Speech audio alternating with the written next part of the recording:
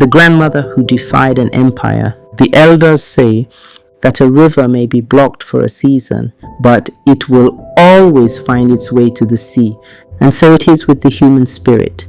You may chain the body, you may silence the voice, you may carry a person far from home, but you cannot imprison courage. Tonight, beneath the African moon, I will tell you the story of a grandmother, a woman with no army, no throne, and no weapon greater than her determination. When strangers came to take the sons of her people, she stood and said, "No." When an empire ordered her to be silent, she spoke louder. When they arrested her, she did not bow. When they carried her far into exile, they believed the struggle would die with her absence. But they had made a terrible mistake, for some spirits are stronger than chains. Some hearts are stronger than fear, and some women become legends. Come closer to the fire, listen carefully to the wind. For tonight we journey to the coast of Kenya to hear the extraordinary tale of the woman the British could not break, Mekatilili Wa Menza. Welcome to our African Moonlight Tales.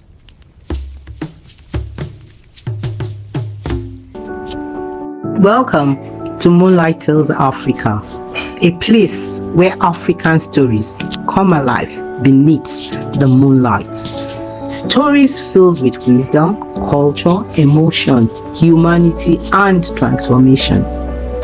Here we journey through the heart of Africa, through village paths, moonlit memories, forgotten truths, silent struggles, and the powerful lessons hidden inside ordinary lives. So, wherever you are listening from, sit close, relax, and journey with me. Sit close to the fire. The elders are about to speak. This is Moonlight Tales Africa. Before we begin today's story, kindly subscribe and become part of this growing circle of African history, wisdom, culture, and moonlight tales. Sit close to the fire. The elders are about to continue their story. The grandmother who refused to bow, long before her name became a legend, before the British feared her influence, before her footsteps carried her across hundreds of miles of wilderness, there lived a woman among the Giriama people of Kenya's coast. Her name was Mekatilili Wa Menza. The Giriama lived between forests, rivers, and fertile lands where generations had farmed, hunted, traded, and raised their children. Their songs echoed through the villages at dawn. Their elders guarded ancient wisdom. Their customs connected the living to the spirits of their ancestors. Life was not perfect, but it was theirs, and for generations it had been enough. Among the Giriama, Mekatilili was already respected long before she became famous. She was not a queen, she was not a chief, yet people listened when she spoke. The young sought her counsel, the old respected her wisdom, the mothers trusted her judgment, and the children gathered eagerly whenever she shared stories beneath the shade of great trees. Years had carved lines into her face, but they had also filled her with wisdom. Mekatilili understood something many people did not. A people can survive drought, a people can survive hardship, but when they lose their identity, they begin to disappear. At first the changes came slowly. Strangers arrived from across the sea. They wore different clothes, spoke different languages, and carried themselves with the confidence of men who believed they had the right to rule others. These newcomers were British colonial officials. At first they seemed distant, a few government officers, a few soldiers, a few new laws, but soon those laws began reaching into the lives of ordinary people. Taxes appeared, restrictions followed, and then came the demand that shook the Giriama people to their core. The British wanted young Giriama men to leave their homes and work for them. Some would be forced into labor, others would be taken far from their families, Fields would lose their farmers, mothers would lose their sons, villages would lose their future. Fear spread quickly. Many people whispered their concerns only behind closed doors. Some believed resistance was impossible. After all, how could villagers stand against an empire? The British had soldiers, they had guns, they had prisons. What did the Giriama have? But Mekatilili saw something others had forgotten. An empire might possess weapons, yet a people united by purpose possessed something even stronger. One evening, word spread that Mekatilili would address the community. Men arrived from neighboring villages. Women gathered carrying children on their backs. Elders sat beneath the trees. Young people crowded near the front. They wanted answers. They wanted hope. Most of all, they wanted courage. As the crowd settled, Mekatilili slowly rose to her feet. The evening sun painted the sky with gold and crimson. A hush fell across the gathering. She stood quietly for a moment. Then she looked across the sea of faces, faces filled with fear, faces filled with uncertainty, faces searching for someone brave enough to speak the truth. When Mekatilili finally spoke, her voice was calm, but every word carried weight. She reminded them of their ancestors. She reminded them of the sacrifices made by generations before them.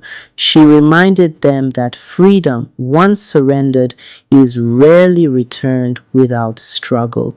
Then her voice grew stronger. If we do not defend our children, she declared, who will? Murmurs swept through the crowd. People nodded. Others wiped tears from their eyes. For many, she had spoken the very words buried deep inside their hearts. Then Mekatilili raised her finger toward the sky, and her voice rang across the gathering. We were not born to live as servants in our own land. The crowd erupted. Fear began transforming into determination. Hope began replacing despair. That night, something changed, not only within the people, but within history itself.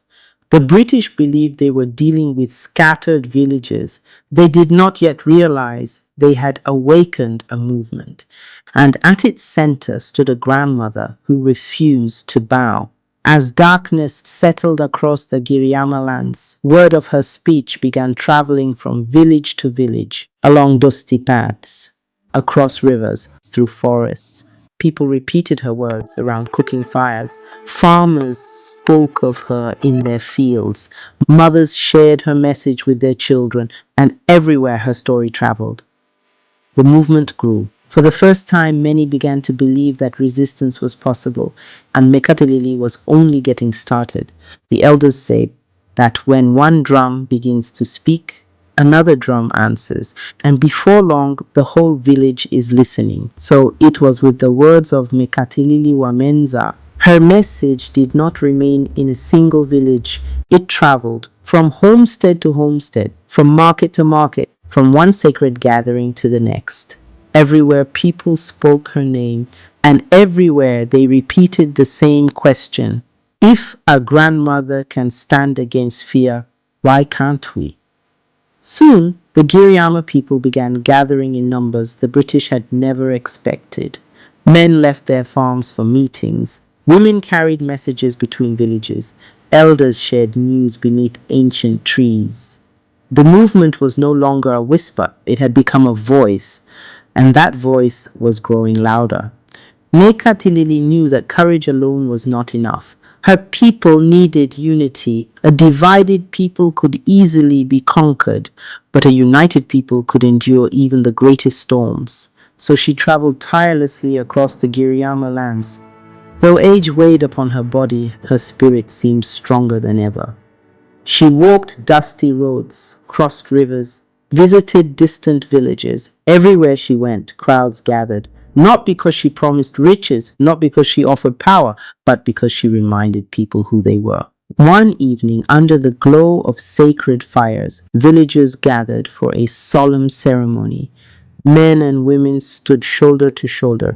The air was heavy with anticipation. This was not a celebration, it was a pledge, a promise, a declaration that they would stand together.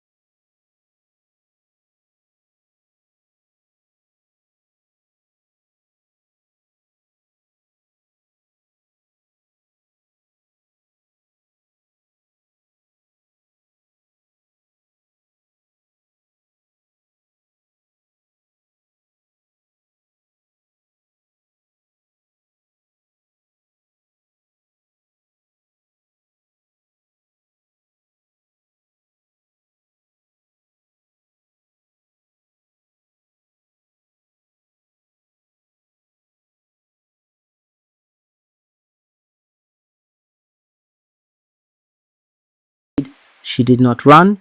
She stood as firmly as an ancient baobab tree. The soldiers seized her. Yet even as they held her arms, she lifted her head high. Her dignity remained untouched. The villagers watched helplessly as their leader was taken away. For many, it felt as though the sun itself had disappeared from the sky. That evening, silence settled over the villages. Cooking fires burned low. Conversations became whispers. People wondered what would happen next. Would the movement survive? Could they continue without her? The British believed the answer was no. To ensure she could no longer inspire resistance, they sent her far away from her homeland, far from the forests she knew, far from the villages she loved, far from the people who depended on her. The journey into exile was long and harsh. Soldiers guarded her every step. The landscape changed around her. The familiar coastal lands disappeared behind her. Rocky hills replaced fertile fields. Dry plains stretched endlessly before her. Day after day, she walked under guard. The British were satisfied. At last, they thought the problem was solved. The grandmother was gone. The movement would fade, resistance would die, and the Giriama would submit. But they did not truly understand the woman they had imprisoned. For while chains can bind a person's hands, they cannot imprison an idea. And while distance can separate a leader from her people, it cannot extinguish a spirit determined to be free. As the British celebrated their success, Mekatilili sat quietly beneath the stars, watching, thinking, waiting, and somewhere deep within her heart, a decision was already taking shape, a decision so bold, so impossible, that it would soon become one of the greatest acts of courage in African history. Because Mekatilili had no intention of remaining in exile, and before long, the empire would discover that some spirits cannot be contained. The elders say that a bird born for the sky cannot live forever in a cage. It may sit quietly for a time. It may appear defeated, but deep within its heart, the longing for freedom never dies. So it was with Mekatilili Wa Menza. The British believed they had won. They had taken her far from her homeland, far from the Giriama people, far from the movement she had inspired. To them, she was now only an old woman in exile. A problem solved, a chapter closed, but they understood neither her courage nor her determination. Each night, as darkness settled over the unfamiliar land, Mekatilili thought of home.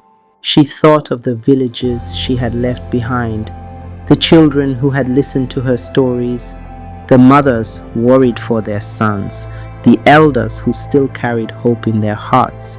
And she knew one thing: her work was not finished.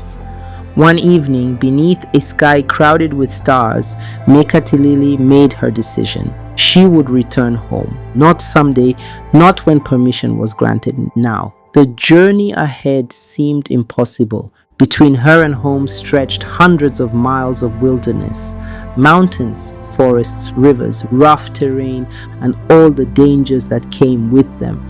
Even young travelers would have feared such a journey. Yet Mekatilili was no longer young. She was already an elderly woman. But courage does not measure the distance before it begins to walk. And so she escaped, quietly, carefully, leaving behind the place of her exile, stepping into the darkness with nothing but determination to guide her. The nights were cold, the days were merciless. Sometimes she walked through thick forests where strange sounds echoed between the trees. Sometimes she crossed rivers whose currents fought against her every step. Sometimes she climbed rocky paths that seemed to rise endlessly toward the sky. Her feet grew tired, her body ached, but still she walked. When exhaustion whispered, "Stop!" her spirit answered, "Keep going." When loneliness whispered, "Turn back," her heart answered, "Keep going." When fear whispered, "You cannot do this," her courage answered, "Keep going." And so she did, day after day, night after night, step after step. The land itself seemed to test her resolve, yet with every mile, home drew nearer, and with every mile, her legend grew.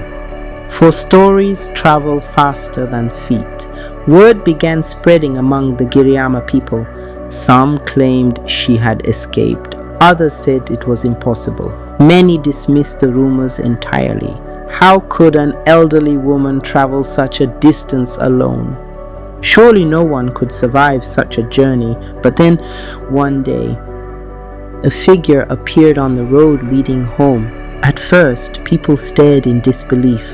Then they looked again and again. Could it really be her? The woman they believed lost forever, the grandmother the British had carried away. The villagers began running toward her. Men, women, children. Some laughed, others cried. Many could scarcely believe their eyes. It was Mekatilili, thin from the journey, tired from the struggle, but unbroken, completely unbroken. The British had sent her away, and she had walked back. The news spread like wildfire across villages, across markets, across fields. Everywhere people spoke of the miracle.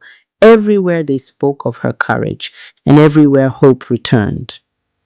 If Mekatilili could survive exile, if she could cross mountains and forests to come home, then surely the struggle itself could survive. The British were stunned. They had expected silence. Instead, her return made her stronger than ever. She resumed her work immediately. There was no celebration long enough to distract her. No rest long enough to slow her, no fear powerful enough to stop her. Once again she gathered the people. Once again she spoke. Once again she reminded them of their worth. And once again her voice echoed across the Giriama lands. Years passed. The struggle continued. Empires that once seemed invincible began to weaken. The world changed. And though Mekatilili would not live to see all the fruits of the freedom for which she fought, her courage became part of the foundation upon which future generations would stand. Long after her voice had fallen silent, her story continued to speak. Grandparents told it to their grandchildren. Storytellers shared it beneath moonlit skies. Teachers spoke of it in classrooms. Children grew up hearing of the grandmother who defied an empire and walked hundreds of miles home rather than surrender. As Kenya moved toward independence and eventually became a free nation, the people did not forget her sacrifice. They remembered the woman who had stood up when many were afraid. They remembered the elder who refused to bow. They remembered the freedom fighter who could not be broken. And in time, Kenya honored her memory in a remarkable way. Her image was placed on the nation's 10-shilling note and later on the 10-shilling coin. Imagine that. The same woman the colonial authorities once tried to silence. The same woman they carried into exile. The same woman they hoped history would forget would one day have her face carried in the pockets and hands of millions of Kenyans. A nation's quiet way of saying, we remember, we honor, we thank you. Today, long after the soldiers have gone, long after the colonial officers have fallen silent, the name Mekatilili Wa Menza still lives. Not because she commanded armies, not because she possessed great wealth, not because she wore a crown, but because she possessed something far greater. The courage to stand when others were afraid, the strength to continue when others gave up, and the determination to walk home when the whole world believed she could not. So whenever you face a challenge that seems impossible, whenever the road ahead feels too long, whenever fear tells you to surrender, remember the grandmother who walked hundreds of miles for freedom. Remember the woman who defied an empire. Remember Mekatilili Wa Menza, for empires rise and fall. Power comes and goes, but courage lives forever. And some spirits can never be imprisoned. Don't forget to subscribe to our channel, like, comment, and share. share so you won't miss our future videos. Thank you so much for watching, and we'll see you in the next one.